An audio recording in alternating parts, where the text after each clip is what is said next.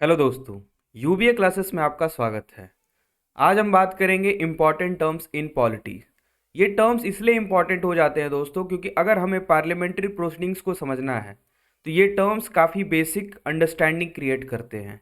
क्योंकि हमने बहुत बार सुन रखा होगा question hour, zero hour, motions, but उसका मीनिंग जो बेसिक मीनिंग होता है वो हमें नहीं पता होता है। तो आज हम जान लेते हैं कि ये टॉपिक्स, ये टर्म्स क्या होते हैं। तो हमारे डिस्कशन में सबसे पहले आएगा क्वेश्चन आवर। क्वेश्चन आवर क्या होता है दोस्तों? तो जो टाइम होता है 11 AM से लेके 12 PM के बीच का, इस टाइम को हम कहते हैं क्वेश्चन आवर। या फिर आप कह सकते हैं कि first hour of every parliamentary sittings. ठीक है, first hour of every parliamentary sittings. जब भी कोई भी पार्लियामेंट्री सिटिंग्स होती हैं उसका जो पहला आवर होता है उसको हम क्या कहते हैं? Question hour. इसमें होता ये है कि जो मेंबर्स ऑफ पार्लियामेंट होते हैं या मेंबर ऑफ द हाउस, वो क्वेश्चन पूछते हैं। किससे? मिनिस्टर से पूछते हैं। मिनिस्टर्स कौन है दोस्तों? तो मिनिस्टर जो काउंसिल ऑफ मिनिस्टर को फॉर्म करते हैं, जिसको हेड कौन करता है? Prime minister. तो उनसे क्वेश्चंस पूछे जाते हैं रिगार्डिंग उनके ही जो मिनिस्ट्री होती है। वैसे जैसे डिफेंस मिनिस्ट्री है तो डिफेंस मिनिस्ट्री से रिलेटेड क्वेश्चंस वो पूछेंगे। कौन पूछेगा? तो मेंबर्स पूछेंगे। कौन मेंबर्स? तो हाउस जो होता है ना, उस हाउस के जो मेंबर्स होते हैं वो क्वेश्चन पूछते हैं। किससे? मिनिस्टर से पूछते हैं। इसमें बेसिकली 3 टाइप्स ऑफ क्वेश्चंस पूछे जाते हैं। एक तो होता है स्टार्ड, अनस्टार्ड और शॉर्ट नोटिस क्वेश्चंस। अनस्टार्ड जो क्वेश्चंस होते हैं वो ग्रीन कलर से इंडिकेटेड होते हैं। ये जो स्टार्ड क्वेश्चंस होते हैं वे वाइट कलर से होते हैं। और ये जो शॉर्ट नोटिस क्वेश्चंस होते हैं जिसको 10 दिन पहले ही बिफोर, मतलब एक तरीके से नोटिस दिए हुए, 10 दिन के पहले का नोटिस दिए हुए इस क्वेश्चंस को अगर पूछा जाए तो इसको कहते हैं शॉर्ट नोटिस क्वेश्चंस। इसको हम करते हैं इंडिकेट किससे? लाइट पिंक कलर से, लाइट पिंक। इसमें और भी एक प्रकार का क्वेश्चन होता है जिसको हम प्राइवेट क्वेश्चंस कहते हैं, क्योंकि इसमें प्राइवेट जो मेंबर्स होते हैं उनसे क्वेश्चन पूछा जाता है कि अगर वो इन्वॉल्व हैं या उनकी जो मेंबर्स हैं उनसे रिलेटेड वो बिजनेस है तो उनसे ये क्वेश्चन पूछा जा सकता है। तो प्राइवेट मेंबर का भी क्वेश्चन पूछा जाता है जिसको हम इंडिकेट करते हैं येलो कलर से। तो सबसे पहले देख लेते हैं दोस्तों कि स्टार्ट क्वेश्चंस क्या होते हैं। तो this question required oral answer. ये इंपॉर्टेंट इसलिए हो जाता है क्योंकि ओरली आंसर करता है। कौन आंसर करता है? मिनिस्टर्स आंसर करते हैं। And hence supplementary questions can follow. Supplementary questions कहने का मतलब है कि अगर आपसे एक क्वेश्चन पूछा गया है और आपने ओरली उसका आंसर दे दिया तो आपसे दूसरा क्वेश्चन भी पूछा जा सकता है रिगार्डिंग दैट टॉपिक या दैट मैटर। ठीक है, और ये जो मैटर्स होते हैं वो पब्लिक इंपॉर्टेंस के मैटर होते हैं कि हमें कोई लेजिस्लेशन लाना है तो उससे पहले जो इम्पोर्टेंट टर्म्स है या फिर जो भी सोसाइटी में हमारे जो इंडियन नेशन में चल रहा है, जो कंट्री में चल रहा है, इंपॉर्टेंट पब्लिक मैटर्स जो हैं उनको इसमें लाया जाता है और क्वेश्चन पूछा जाता है मिनिस्टर्स से। और वो मिनिस्टर्स जो कंसर्न मिनिस्टर्स होते हैं, डिफेंस मिनिस्ट्री हो गई या फिर फाइनेंस मिनिस्ट्री हो गई, इनसे क्वेश्चन पूछे जाते हैं। या फिर होम मिनिस्ट्री होगी तो होम मिनिस्ट्री से रिलेटेड अगर कोई इशू है या फिर मैटर चल रहा है सोसाइटी में तो उनसे ये क्वेश्चन पूछे जाएंगे। ठीक है, तो सप्लीमेंट्री क्वेश्चंस कब पूछे जाते हैं ये इंपॉर्टेंट इसलिए है क्योंकि देखिए अगर अनस्टार्ड क्वेश्चंस है तो अनस्टार्ड क्वेश्चन को रिटर्न आंसर दिया जाता है। तो रिटर्न आंसर में आप क्या करते हैं कि पूरा डिटेल्ड तरीके से आंसर कर देते हैं उस क्वेश्चन का। लेकिन स्टार्ड क्वेश्चन है जिसको ओरली आंसर करते हैं तो सप्लीमेंट्री क्वेश्चंस क्या करेंगे? प्रोसीड कर जाएंगे। अनस्टार्ड क्वेश्चन में क्या होता है? Requires a return answer. तो मिनिस्टर्स क्या करते हैं? इसको रिटर्न में आंसर देते हैं और पूरे डिस्क्रिप्शन के साथ देते हैं, इसलिए इसमें सप्लीमेंट्री क्वेश्चंस का पूछे जाने का कोई चांस नहीं होता, अलाउ भी नहीं किया जाता है। ठीक है, शॉर्ट नोटिस क्वेश्चन क्या है? It is one that is asked by giving a notice not less than 10 days. 10 दिन से कम का नोटिस दिए बिना अगर क्वेश्चन पूछा इसको शॉर्ट नोटिस क्वेश्चन कहते हैं। ठीक है, एक और इंपॉर्टेंट पॉइंट है, the question can also be asked to private members if the subject matter of question is related to some bills, resolutions और other matters connected with the business of house which that member is responsible. अगर कोई भी member of house है, अगर किसी business से वो responsible हो रहा है, लिंक्ड है, कनेक्टेड है, तो उससे प्राइवेटली क्वेश्चन पूछा जा सकता है क्वेश्चन आवर के टर्म में। ठीक है, नेक्स्ट आते हैं दोस्तों कि जीरो आवर क्या होता है। जीरो आवर एक इंडियन इनोवेशन है और 1962 से ये स्टार्ट हुआ था। उस समय के जो 9th स्पीकर थे राबी राय, इनके द्वारा एक तरीके से बहुत सारे चेंजेस प्रोसीडिंग्स में आ रही थी। तो उसी समय से ये चल रहा है जीरो आवर।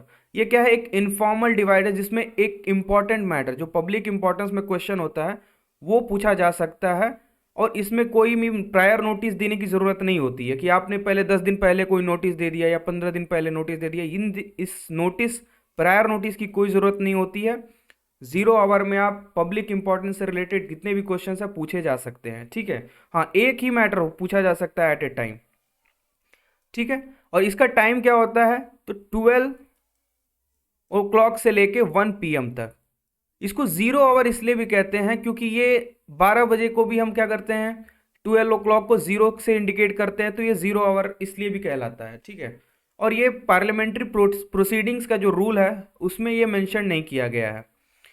तो the 0 our is not mention in rules of procedure. Procedures किसके, पार्लियामेंट्री प्रोसीडिंग से जो प्रोसीजर्स हैं उसके रूल में ये मेंशन नहीं किया गया है।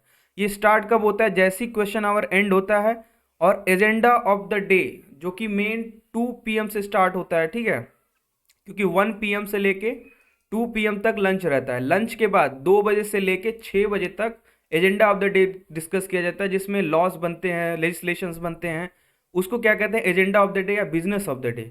तो उससे पहले क्वेश्चन आवर एंड हुआ कितने बजे, 12 बजे। 12 बजे से लेके 1 बजे के बीच को हम क्या कहते हैं, 0 आवर। लेकिन 0 आवर की टाइमिंग ऐसे देखी जाए तो 30 मिनट्स की होती है, ठीक है, आधे घंटे की। ये इंडियन इनोवेशन है और ये कब से स्टार्ट है, तो 1962 से स्टार्टेड, ठीक है। अब देखते हैं दोस्तों मोशंस क्या होते हैं। मोशंस इसलिए इंपॉर्टेंट होता है, कोई भी डिस्कशन, जो भी अगर कोई मैटर है जनरल पब्लिक इंपॉर्टेंस का, अगर इसको पार्लियामेंट में डिस्कस करना है या फिर कंसेंट लेना है प्रिसाइडिंग ऑफिसर का। प्रिसाइडिंग ऑफिसर ऑफ लोकसभा कौन होता है, तो स्पीकर होते हैं। स्पीकर कौन, अभी ओम बिरला जी, ओम बिरला। स्पीकर ऑफ या चेयरपर्सन ऑफ राज्यसभा कौन है, तो ये वाइस प्रेसिडेंट ऑफ इंडिया होते हैं। वाइस प्रेसिडेंट ऑफ इंडिया यही होते हैं, ex officio chairman of Rajya Sabha. अभी कौन है, तो जगदीप धनखड़। कौन है, जगदीप धनखड़, ठीक है। ये वाइस प्रेसिडेंट ऑफ इंडिया है और यही ex officio chairman of Rajya Sabha है, ठीक है। तो कोई भी मोशन जो कि पब्लिक इंपॉर्टेंस मैटर पे अगर लाना है तो कंसेंट किसका चाहिए होता है, प्रिसाइडिंग ऑफिसर का। In case of Rajya Sabha it is chairperson जो कि वाइस प्रेसिडेंट होंगे, और in case of Lok Sabha Om Birla जी जो कि स्पीकर ऑफ लोकसभा होते हैं, ठीक है। इसमें क्या होता है मोशंस में, the house expresses its decision और opinion on various issues through the adoption और rejection moved by either ministers और प्राइवेट मेंबर्स। मोशन में ये होता है या तो मिनिस्टर्स जो हैं या मेंबर्स ऑफ पार्लियामेंट हैं वो इसको एक्सेप्ट करेंगे या रिजेक्ट कर देंगे, ठीक है। अगर एक्सेप्ट हो जाएगा तो रेजोल्यूशंस होंगे, उसके बाद बिल वगैरह बन जाते हैं, ठीक है। लेकिन अगर रिजेक्ट कर दिए गए तो वहीं वो समाप्त हो गया, उस पर कोई डिस्कशन नहीं किया जाएगा, वो वहीं पे खत्म हो गया, ठीक है। 3 डिफरेंट टाइप्स आप कह सकते हो प्रिंसिपल कैटेगरीज होते हैं मोशन के। सबसे पहला क्या होता है, सब्सटैंटिव मोशन, जिसको हम कहते हैं मूल प्रस्ताव।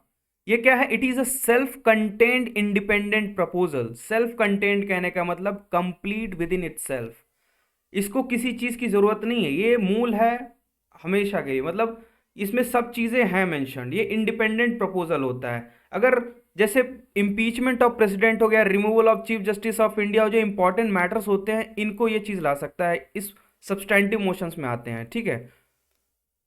सब्स्टिट्यूट मोशन क्या होता है कि कोई भी मोशन है जो ओरिजिनल मोशन था उसके जगह पे एक ऑप्शनल मोशन आ गया, उसके जगह पर कोई ले रहा है तो उसको सब्स्टिट्यूट मोशन कहेंगे, ठीक है। It is a motion that is moved in substitution of an original motion and proposes an alternative to it.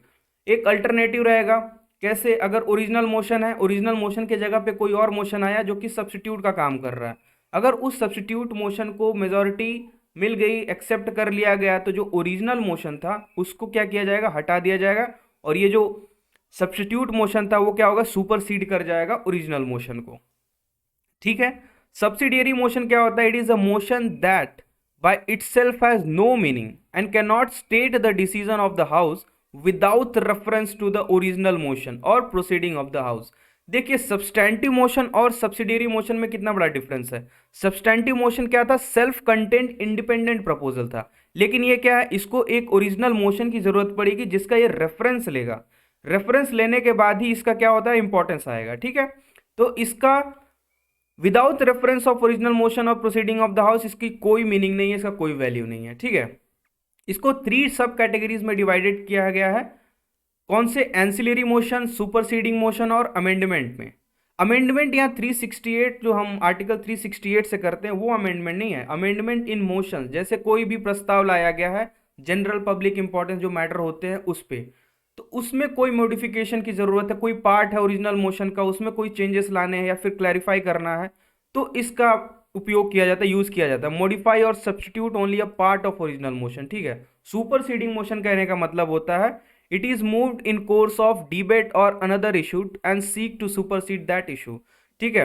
अगर कोई इशू चल रहा है तो उसमें एक अलग मोशन आ गया, ठीक है, अलग टॉपिक लाया गया, एक ही सिंगल टॉपिक, ठीक है। अगर उस टॉपिक का इंपॉर्टेंस बढ़ गया तो वो सुपरसीड कर देगा जो ओरिजिनल चल रहा था मोशन, उसकी बात है, ठीक है। एंसिलरी मोशन एक रेगुलर वे है क्या प्रोसीडिंग का, इसमें बहुत सारे टॉपिक्स आते हैं, इंपॉर्टेंट मैटर्स को वेरियस को इसमें क्या किया डिस्कस कर दिया जाता है, ठीक है। और ये सब क्या होते हैं, इन सबको डिस्कस करते समय एक इंपॉर्टेंट टर्म क्या होता है कि हमें जो ओरिजिनल मोशन होता है उसका रेफरेंस लेना जरूरी है। अगर ओरिजिनल मोशन का रेफरेंस हम नहीं लेंगे तो इनकी कोई वैलिडिटी नहीं है, ठीक है। ये इंपॉर्टेंट इसलिए हो जाता है। तो इसको हम कहते क्या हैं, वैसे इनको तो डिस्कस किया हमने, इन सबको ये कहते हैं कि पार्लियामेंट्री प्रोसीडिंग्स के जो डिवाइसेस होते हैं इन्हीं को कहते हैं, ठीक है।